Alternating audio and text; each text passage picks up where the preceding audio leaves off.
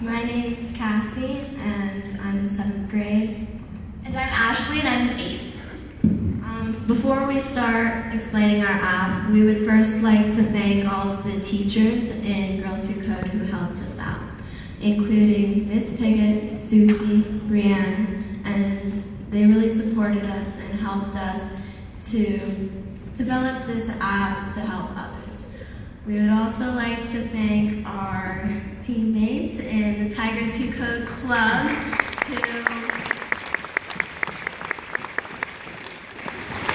who tested out our app and gave us good feedback on what might we do to make it better. And we would also like to thank Samsung and Girls Who Code who gave us this wonderful opportunity. And yeah. Okay, so we're gonna explain our app. So this is what it looks like when we first open our app. For the general concept of our app is to help kids learn using music. We both play multiple instruments, and we connect very strongly with music and believe that it can help others to learn. So the first tab, if you click it, reading music, there's two options, a tutorial and games. So if you click on the tutorial, it will show you how to play the game, and yeah, so it shows a code for which line and space note is which, and so you have to figure out which note is the correct one. So it will have a note, and then you choose which option it is. It has ways to remember it as well. If you go back, there's the actual game, and we could only put the first part of the game because this website that we're using only allowed us to use 10 slides for our app without paying for the more advanced version. So we did the best that we could. So this is the first page of our app, and you have to guess which note this is, and you click on which button. So if you go back to the home page, there's another option called Learning Math. And because we both play so many instruments, we have both noticed how strongly music connects with math, fractions in particular. For rhythm, there's a whole note, a half note, quarter note, etc., getting shorter and shorter notes. For fractions, it's the same thing, a whole piece, a half piece, a quarter piece, etc. So using this in the tutorial, we made a game. So you have the whole piece, and you can click on it, and it will make a noise for the whole length of the time, so like the whole note. And you have to figure out which groups of pieces makes a whole piece, like makes the noises for the whole length of time. So you'll click on it, and it will make the noise. So if you go back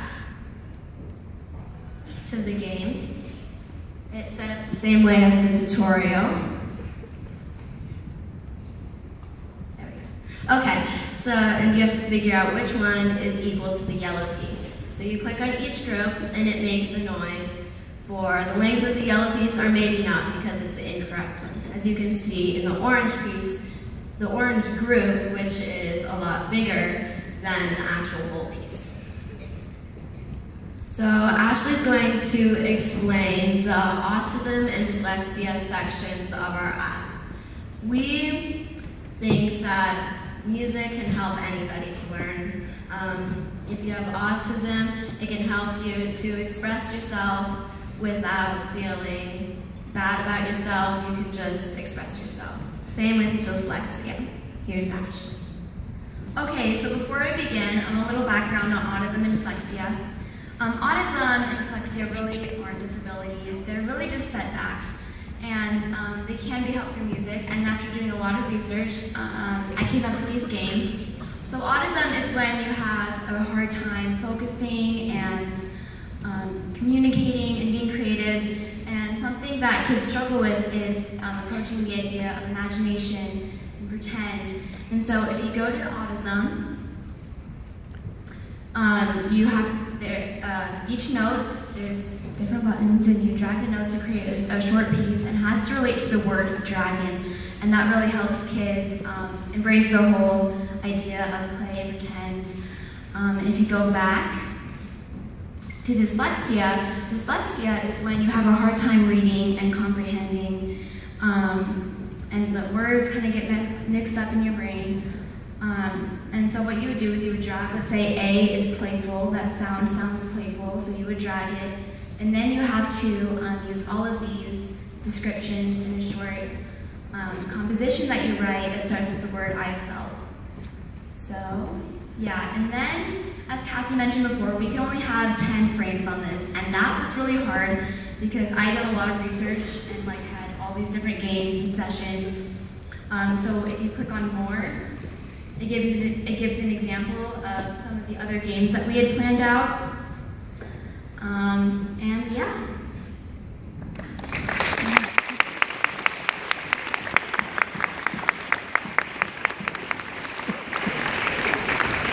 Okay, so since we just explained our app, we would like to show you guys what it took to make the app. We had too many setbacks, but we pushed through. So the first one, as we've already described, is that you are only allowed to have 10 wireframes without paying for the more advanced version. So we had already planned out the wireframe with way more than 10 frames, and we hadn't even started the games when we reached our limit. So we were stuck for a while. We were frustrated, but we decided that we would just simplify it a lot. I mean, since this app is aimed towards younger kids, like 8 and under, they need simple apps that they can use easily. So we decided to simplify it and to solve this problem and to keep on going. And then the other setback that we had was that I got on to work on this and it was deleted. It was the first draft that we had, and it was 2 days before this thing was due, and I was sick and it was crazy and we couldn't find it, and we thought that we were going to make it in. Luckily we did though, and so yeah, that was yeah.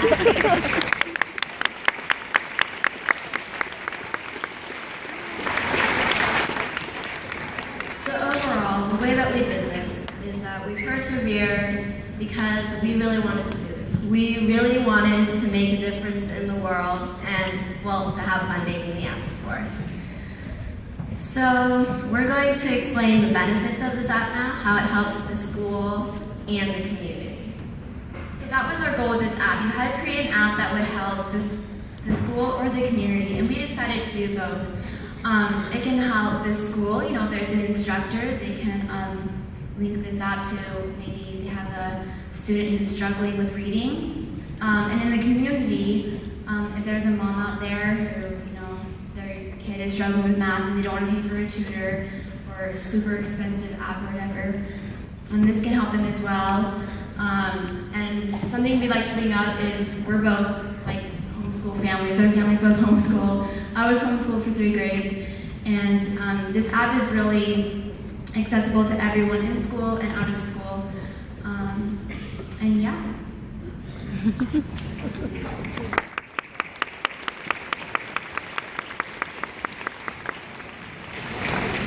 So because we won this competition, we would like to inspire others to code. We both really enjoy coding. We only just started though, so all you need is creativity. You don't need a lot of experience. You acquire that as you go along. What you really need is the creativity to go out and make an app that will help people.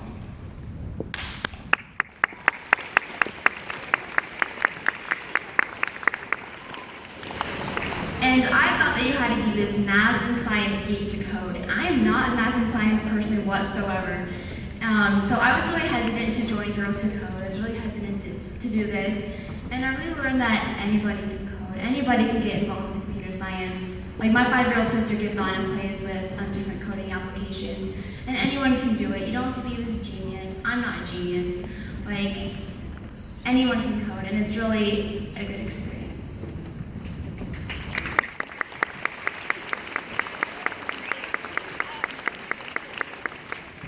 So just restating what we said before, we really want to inspire people to continue to code. Coding is really fun, it's enjoyable, and it's something that can make a difference in the world. We're just normal students, and we wanted to enter this contest for fun. We figured it would also be a good way to change the world with our ideas. So we thank Samsung and Girls Who Code for putting on this contest, and thank you.